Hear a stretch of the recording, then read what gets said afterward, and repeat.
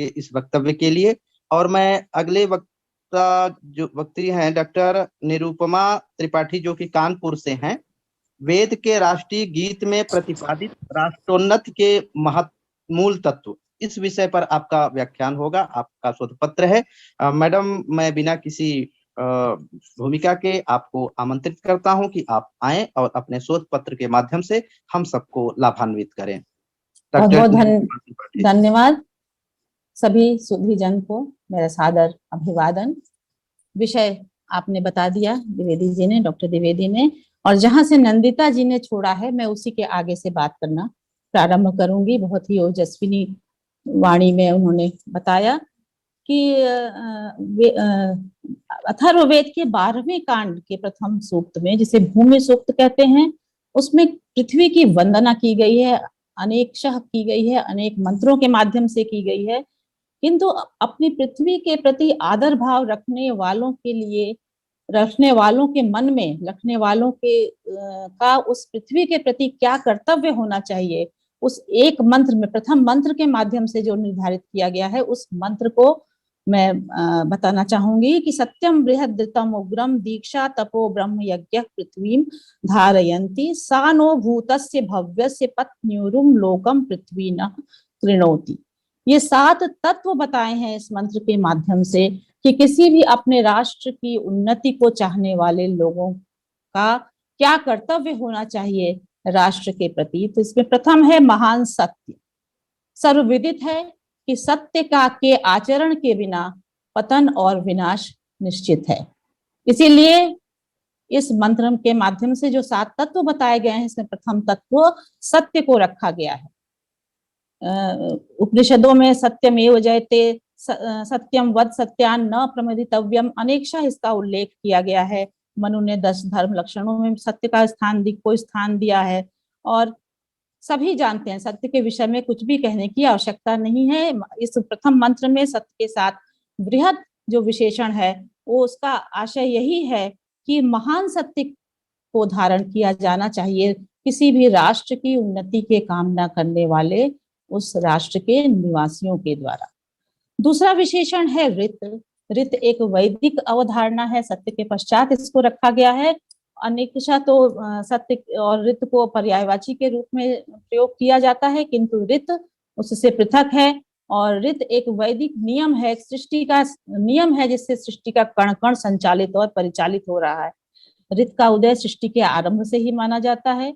यह वह सार्वभौमिक और सार्वकालिक नियम है जिसके द्वारा विश्व नियत रूप से परिचालित है।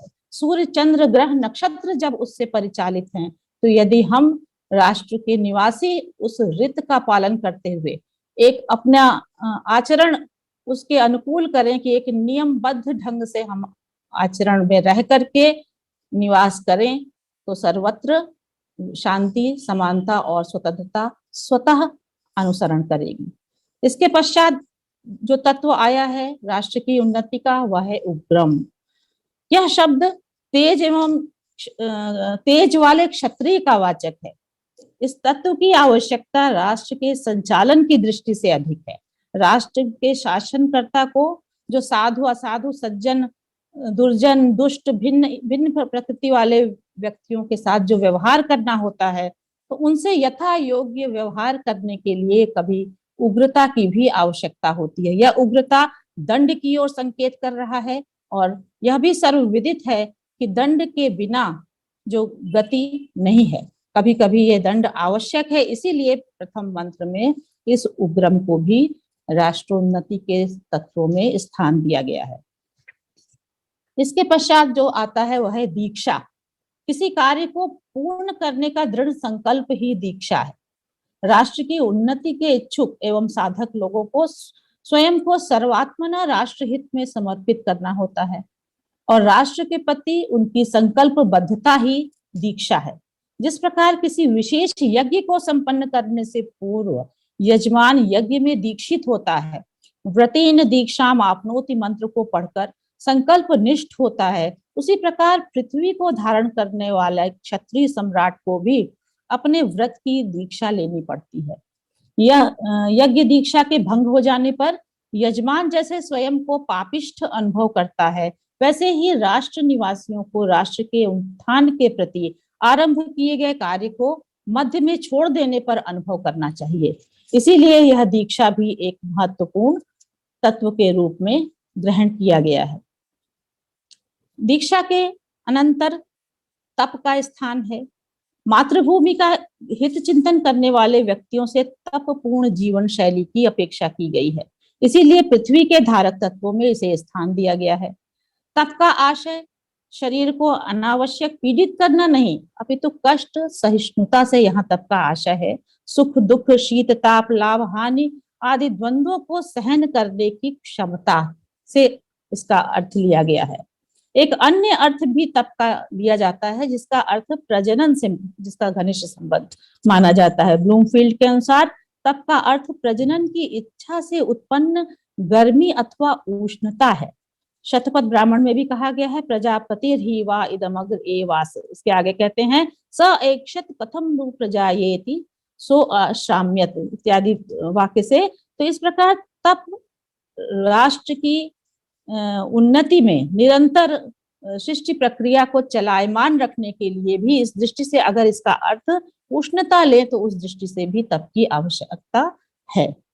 अगला तत्व है ब्रह्म, जो पृथ्वी के धारक तत्वों में स्थान प्राप्त है। केनोपनिषद में कहा गया है कि जिस तत्व का कथन वाक न कर सके तथा जो वाक को ही अभिव्यक्त करता है वह ब्रह्म है।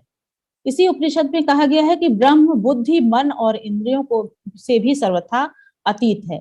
स्पष्ट है कि यहाँ ब्रह्म का अभिप्राय परम तत्व परमात्मा से है। संस्कृत वाङ्मय में ब्रह्म के ब्राह्मण वेद आदि अन्य अर्थ भी प्राप्त होते हैं। संभवतः राष्ट्रोन्नति के धारक तत्वों में जिस ब्रह्म को स्थान दिया गया है वह इसी ब्रह्म से, उसका आशय यही ब्रह्म तत्व है। यही समीचीन प्रतीत होता है कि राष्ट्र के राजा एवं प्रजा में ब्राह्मणत्व अर्थात वेद विज्ञान विद्या और तप आदि गुणों से युक्त ब्रह्म तत्व रहना चाहिए। यज्ञ, शतपथ ब्राह्मण में के एक भाष्य में यज्ञ का अर्थ किया गया है सामुदायिकम योगक्षेमम उद्देश्य समुदायांगतया क्रियमाणम कर्म यज्ञ। इस प्रकार लोकोपकार के उद्देश्य से किया जाने वाला कार्य यज्ञ है। जो भी कार्य संगत होकर मिलकर किए जाते हैं वे सभी यज्ञ कहलाते हैं।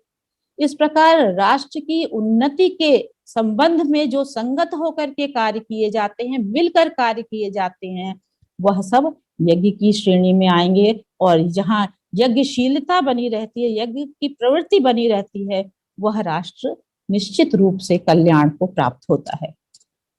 इस प्रकार निष्कर्ष अब आ गए हैं द्विवेदी जी। मैं स्वयं निष्कर्ष की ओर जा रही हूँ। हाँ नहीं मैडम, उसमें हाँ थोड़ा सा कंक्लूड करें। बिल्कुल बिल्कुल हो गया, कंक्लूजन पे ही आ गई मैं कि अब मैं ये कहना चाहूंगी, आग्रह करना चाहूंगी, सभी वेदज्ञ यहाँ बैठे हैं, वेद के उपासक बैठे हैं, कि हम इस भूमि सूक्त को राष्ट्रगीत घोषित करवाने की दिशा में प्रयास करें, क्योंकि ये काव्यमय वंदना यह योग्यता रखती है कि भारत का राष्ट्रगीत होकर संपूर्ण भूमंडल के लिए एक उपदेशक बने। धन्यवाद। बहुत बढ़िया, धन्यवाद मैडम आपके इस सुविचार के लिए। और आपका जो शोध पत्र था वो बहुत ही संक्षेप में लेकिन बहुत ही सारगर्भित और राष्ट्र उन्नति के मूल तत्वों पर आपने विचार किया।